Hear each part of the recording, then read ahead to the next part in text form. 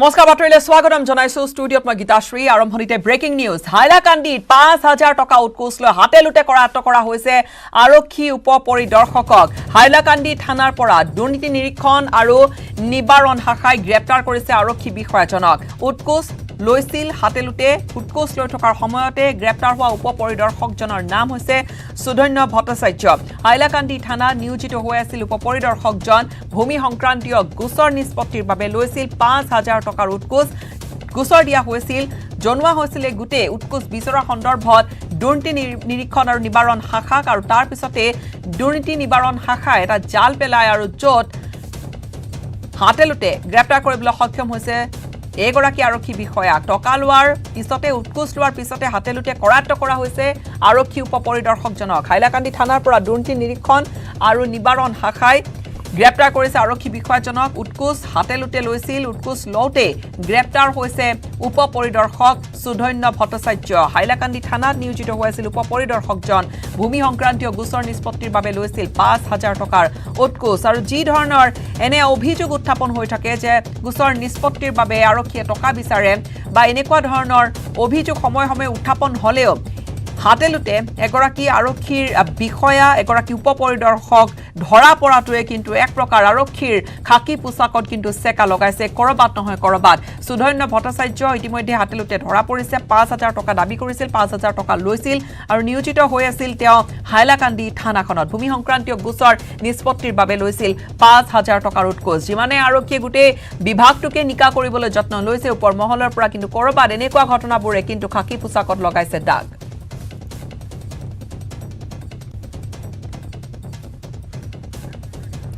ৰাহুল চক্ৰৱৰ্তী আছে আমাৰ সাংবাদিক ফোন লাইনত ৰাহুল আৰক্ষী বিষয়া এগৰাকী ধৰা পৰিছে উপ পৰিদৰ্শক সুধন্য ভট্টাচাৰ্য ৫,০০০ টকা বিচাৰিছিল গোচৰ নিষ্পত্তিৰ বাবে কি হৈছিল কেনেকৈ ধৰা পৰিল আমাক জনাওক আজি হাইলাকান্দি সদৰ আৰক্ষী চকীৰ উপ পৰিদৰ্শক সুধন্য ভট্টাচাৰ্যৰ নাম তেওঁ হাতে লুটে ধৰিছে গুৱাহাটীৰ ভিজিলেন্স আৰু এন্টি কৰাপশ্যনে আচলতে এটা জমি সংক্ৰান্ত এটা গোচৰ আছে এই গোচৰৰ বাবে তেওঁ ৫,০০০ টকা ডিমাণ্ড কৰিছিলে এজনৰ পৰা এজন লোকে ভিজিলেন্সত ইতিমধ্যে এটা কমপ্লেইন কৰিছিলে আৰু গোচৰৰ ভিত্তিতে ভিজিলেন্সে তেওঁৰ জৰিয়তে ৫,০০০ টকা উপ পৰিদৰ্শক গৰাকীলৈ প্ৰেৰণ কৰে আৰু এইটো যিটো টকা প্ৰেৰণ কৰিছিলে তাতে এটা গোপন কেমিকেল মিলাই দিছিলে আমি তথ্য আহি কৰিছে আৰু ইয়াৰ পিছতে তেওঁ হাতে লুটে হাইলাকান্দি থানাৰ ভিতৰতে আহি গ্ৰেপ্তাৰ কৰে ভিজিলেন্স আৰু এন্টি কৰাপশ্যন বিভাগে ৰাহুল লগতে আৰু জানিবলৈ বিচাৰিছো যি গোচৰ কি কোনে কাক যোগাযোগ কৰিছিল নিশ্চয়কৈ যাৰ পৰা বিচৰা হৈছিল এই টকাখিনি উৎকোচ হিচাপে তেওঁলোকে নিশ্চয়কৈ দুৰ্নীতি নিবাৰণ শাখাৰ কাষ চাপিছিল ওচৰ চাপিছিল গোচৰ হয়তো ৰুজু কৰিছিল আৰক্ষী বিষয়াগৰাকীৰ কথাখিনি জনাইছিল হয় গীতাশ্ৰী ইতিমধ্যে আমি এই ভিজিলেন্স আৰু এন্টি কৰাপশ্যন যিগৰাকী বিষয়া ইয়াত আহি উপস্থিত হৈছে তাৰে এগৰাকী DSP মুজফৰ হোসেন তেওঁৰ নেতৃত্বত এই অভিযানটো চলিছে তেওঁক আমি সুধিছিলো যে কোনে কমপ্লেইনটো কৰিছে কিন্তু তেওঁলোকে যিগৰাকী কমপ্লেইন আছে তেওঁৰ নামটো সলনি কৰা নাই তেওঁৰ নিৰাপত্তাৰ খাতিৰে ইতিমধ্যে তেওঁ পৰিচয়টো গোপন ৰখা হৈছে ধন্যবাদ জ্ঞাপন কৰিছো আমাক সবিশেষ কথাখিনি জনালে সেয়া ৰাহুল চক্ৰৱৰ্তী আমাৰ হাইলাকান্দিৰ সাংবাদিকে আৰু হাইলাকান্দিৰ থানাৰ এগৰাকী উপ পৰিদৰ্শক ধৰা পৰিছে হাতে লুটে ৫,০০০ টকা বিচাৰিছিল ভূমি সংক্ৰান্তীয় গোচৰ এটা নিষ্পত্তি কৰি দিয়াৰ বিনিময়ত আৰু যেতিয়া অভিযোগকাৰীয়ে যেতিয়া টকা বিচৰা লোকগৰাকীয়ে যেতিয়া আনিছিল এই অভিযোগ আৰু তাৰপিছত দুৰ্নীতি নিবাৰণ শাখাক জনাইছিল তাৰপিছত এই জাল পেলোৱা হয় আৰু য'ত হাতে লুটে ধৰা পৰে এগৰাকী আৰক্ষী বিষয়া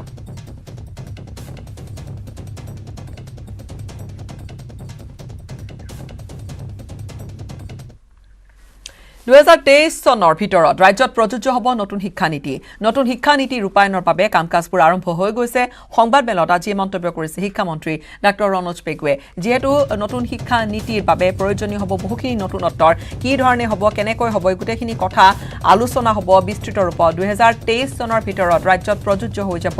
এই নতুন শিক্ষা নীতি শিক্ষা নীতিৰ বিভিন্ন দিশ তাক ৰূপায়ণ কৰা আমি ইতিমধ্যে আৰম্ভ কৰিছোঁ আপোনালোকে যদি মন কৰে যে ইতিমধ্যে আগতীয়াকৈ আমি মহাবিদ্যালয়সমূহক জনাই দিছোঁ যে 2022 আৰু 2023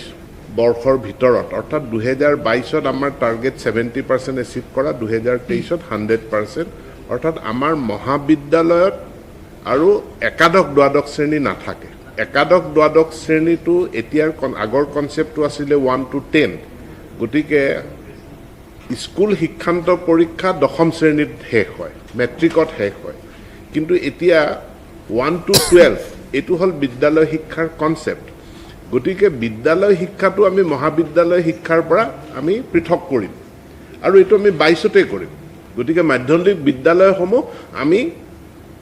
ক্লাছ 1 ৰ পৰা 12 লৈকে এটো হল বিদ্যালয় শিক্ষা 1 ৰ পৰা 8 লৈকে এটো হল এলিমেন্টাৰী 9 10 11 12 এটো হল সেকেন্ডাৰী অৰ্থাৎ মাধ্যমিক শিক্ষা গতিকে মাধ্যমিক শিক্ষালৈ 11 12 টো গুছি আহিব মহাবিদ্যালয় বিলাকত এটো নাথাকিব অন্য হাতেদি মহাবিদ্যালয় বিলাকতো স্নাতকোত্তৰ শ্ৰেণীসমূহ আৰম্ভ কৰাৰ কাৰণে আমি বিভিন্ন পদক্ষেপ ইতিমধ্যে আৰম্ভ কৰিছো এতিয়া নতুন শিক্ষা নীতি য'ত 5+3+3+4 হ'ব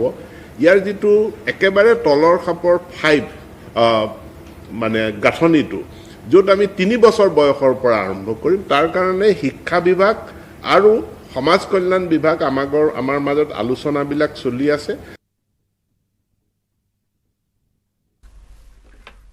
আজাৰাত চলন্ত গাড়ীত হঠাৎ লাগিল জুই চলন্ত সুইফট ডিজায়াৰ বাহন এখন হঠাতে ৰাজপথতে দপদপাই জ্বলি উঠিল বিমান বন্দৰৰ পৰা এই বাহনখনে কঢ়িয়াই লৈ আনিছিল যাত্ৰী আৰু যাত্ৰী গৈ আছিল শিলঙলৈ অৰ্থাৎ শিলঙলৈ গৈ থকা অৱস্থাতে আজাৰাত এই ঘটনা ঘটি যায় য'ত দাউকৈ হঠাৎ জ্বলি উঠে বাহনখন যান্ত্ৰিক বিজুতিৰ ফলতে কি ধৰণে কাৰিকৰী বিজুতিৰ ফলতে বাহনখনত জুই লাগিল সেয়া তদন্তৰ আওতালৈ আহিব নিশ্চয়কৈ কিন্তু বিমান বন্দৰৰ পৰা দুগৰাকী মহিলা সহ 4 গৰাকী যাত্ৰী লৈ গৈ আছিল বুলি জানিব পৰা গৈছে বাহনখনে তাৰ পিছত যেতিয়া জুই লাগে ঘটনাস্থলীত এফএছ বাহিনীৰ অগ্নি নিৰ্বাপক বাহন আহি উপস্থিত হয় আৰু তেওঁলোকে তাত জুই নিৰ্বাপন কৰে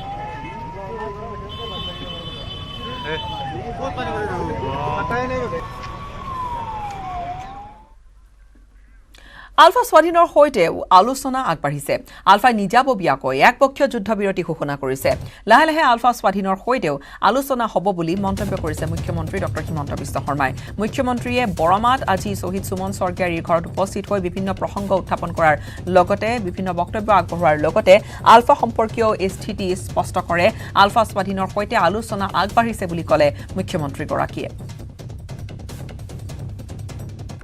আগতে তেওঁলোকৰ যি একপক্ষীয় যুদ্ধবিৰতি আছে তাক তৃতীয়বাৰৰ বাবে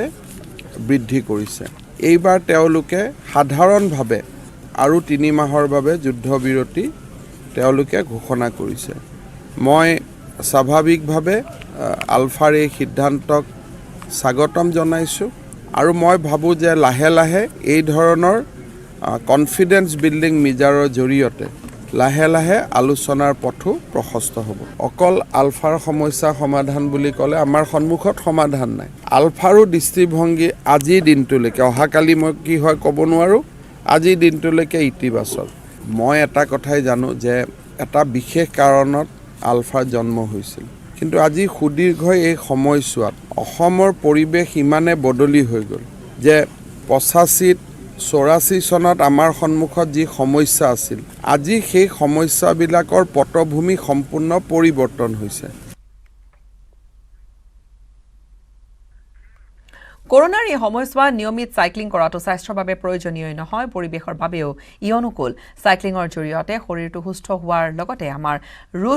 ৰোগ প্ৰতিৰোধৰ ক্ষমতা সেয়া যথেষ্ট বৃদ্ধি পায় আৰু ইয়াৰ প্ৰতি লক্ষ্য ৰাখিয়ে পিম্পৰি চিঞ্জবৰ আৰক্ষী আৰু নগৰ নিগমে সাইক্লিং প্ৰতিযোগিতাৰ আয়োজন কৰিছে যাৰ জৰিয়তে দেশবাসীক ভ্যাকচিনৰ বাৰ্তাও প্ৰেৰণ কৰা হৈছে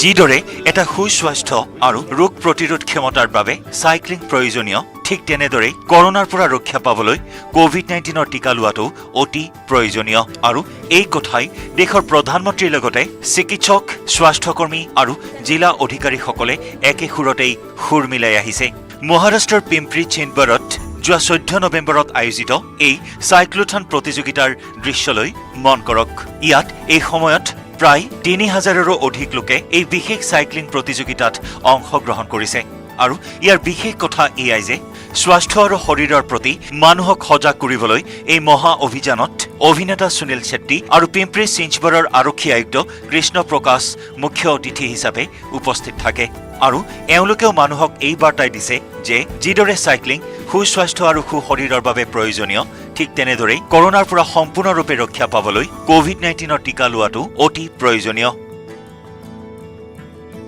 इस चीज के लिए अपील करने के लिए कहना चाहूंगा कि जिन लोगों ने भी वैक्सीनेशन नहीं लिया है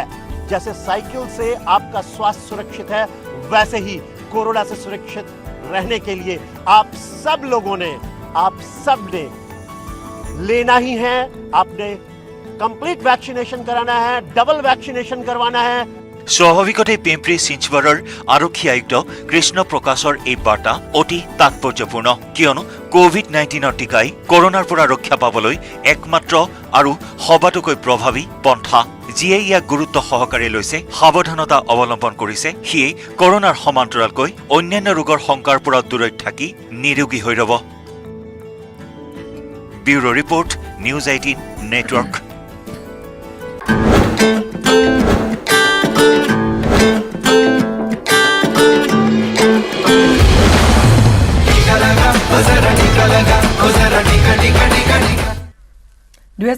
চনত ঋষিকেশৰ পাৰমাৰ্থ নিকেতনত স্থাপন হৈছিল দেশৰ প্ৰথমখন ৱৰ্ল্ড টয়লেট কলেজ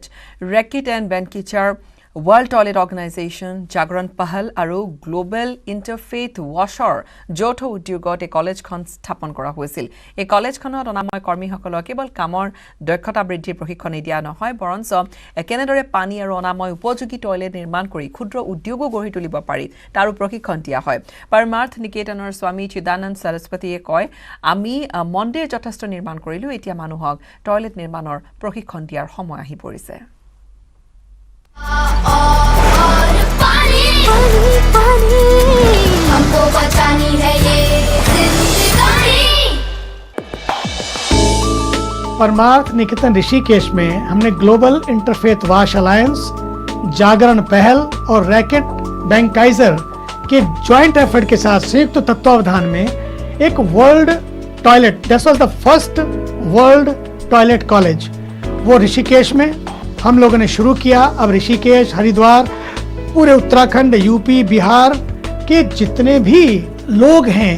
उनसे सफाई कर्मचारियों को हमने वहाँ से उनको प्रार्थना की वो सब आके यहाँ पर ट्रेनिंग ले रहे हैं जब ये ट्रेंड हो जाते हैं तो जहाँ जहाँ ये काम करते हैं वहाँ पर वो लोगों को जागृत करते हैं फिर उसमें महिलाओं को क्योंकि सबसे ज़्यादा इस समस्या का सामना करना पड़ता है तो महिलाओं को हमने क्या किया कि training the how they can become entrepreneur और जितने भी सफाई का काम करने वाले लोग होते हैं वो एक बहुत बड़ी महत्वपूर्ण इकाई है अपने आप में उनकी स्किल डेवलपमेंट उनकी स्किल बिल्डिंग कैपेसिटी बिल्डिंग कैसे हो हमने उनको आगे लाया और अन्य संस्थाओं को भी आगे लाया ताकि वो संस्थाएं अपने अपने माध्यम से केवल हम अकेले नहीं सारी संस्थाएं मिलकर ये काम करें इन समुदायों को महिलाओं को और बाकी पुरुषों को भी राज मिस्त्री के रूप में ट्रेनिंग दे रहे हैं ताकि वे सीखें फिर शौचालयों का निर्माण करें फिर दूसरों को भी ट्रेनिंग करें जिससे महिलाओं को स्वयं सहायता समूहों से उनको जीवन को जोड़ के उनके जीवन स्तर में कैसे हम सुधार लाएं इसका बहुत बड़ा प्रयास हो रहा है उसका बहुत बड़ा फायदा हो रहा है स्वच्छता और पानी हमको बचानी है ये जिंदगानी পুনৰ স্বাগতম বঙাইগাঁৱৰ 1 নম্বৰ নাচনগুৰি ড্ৰাগছ সহ আটক কৰা হৈছে এজনক ধৃত যুৱকজন হৈছে পাটিলা দহাৰ হাবেজ আলী ধৃত যুৱকজনৰ পৰা 36টাকৈ ড্ৰাগছ ভৰ্তি কণ্টেইনাৰ জব্দ কৰা হৈছে জব্দ এখন পালসাৰ বাইকো আৰু দুটা মোবাইল ফোন লগতে 4500 টকা আৰক্ষীয়ে জব্দ কৰিবলৈ সক্ষম হৈছে যুৱকজনৰ পৰা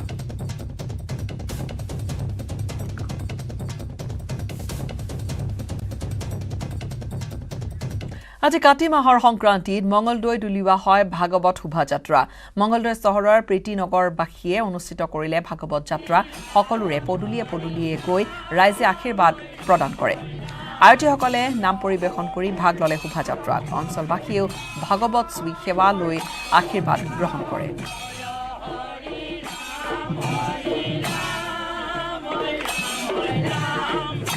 এই সন্দৰ্ভত এক প্ৰতিবেদন আগবঢ়াম আমাৰ সাংবাদিক নৱজ্যোতি মহন্তৰ।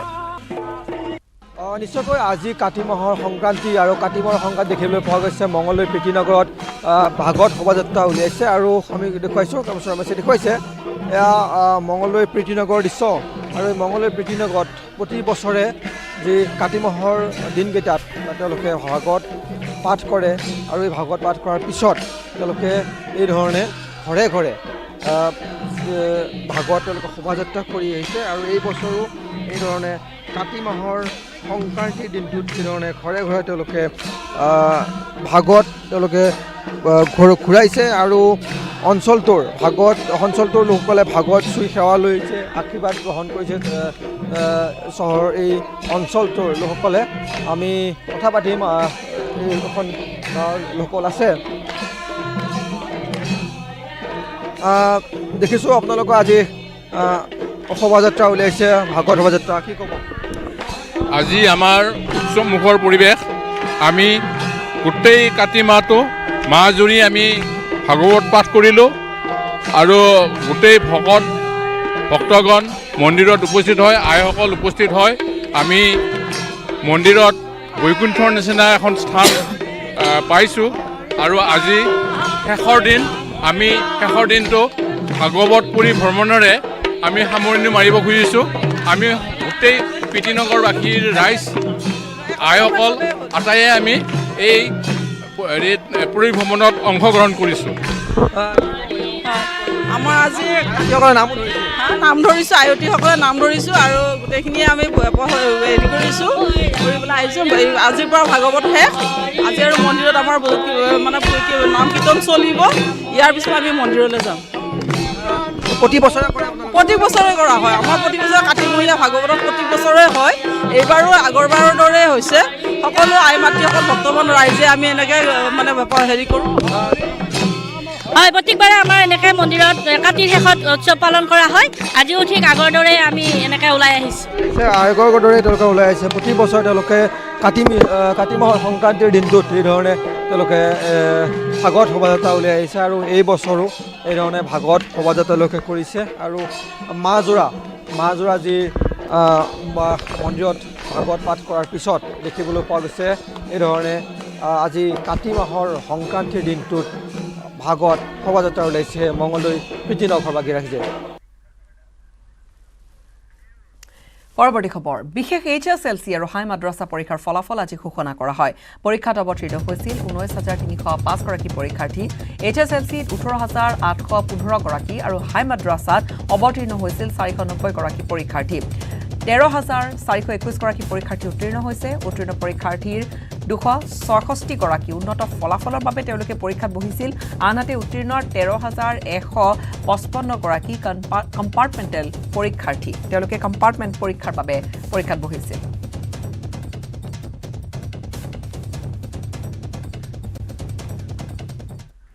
ইয়াৰ সৈতে সময় হ'ল এতিয়া বাতৰি সামৰাৰ নমস্কাৰ Engineering Power Dealer now with free registration, insurance and easy finance. Contact Skylight Automotive Private Limited 7002845016.